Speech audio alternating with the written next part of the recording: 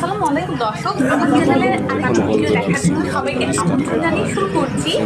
আজ আমি আপনাদের সঙ্গে রেসিপি ভিডিও শেয়ার করব না, আজকে আমি আপনাদের সঙ্গে ছোট্ট একটি টিপস শেয়ার করব। আর এই টিপসটিতে অনেকেই কিন্তু উপকৃত হবেন। আজ আমি আপনাদের সঙ্গে শেয়ার করব শিং মাছ কিভাবে পরিষ্কার করে নিতে হবে আর এটা কিভাবে ধবধবে সাদা হবে।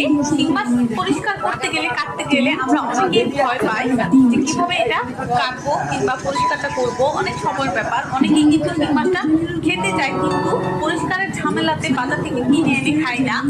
তাহলে চলুন সেটি আজ সহজভাবে করে দেখাবো। আমি এখানে 1 কেজি পরিমাণ শিং মাছ নিয়েছি।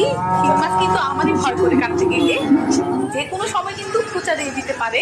তো শিং মাছগুলো কিভাবে কেটে নিতে হবে সহজ করে আর এই খোঁচা দেওয়ার ভয় ছাড়াই আমি সেটি শেয়ার করবো।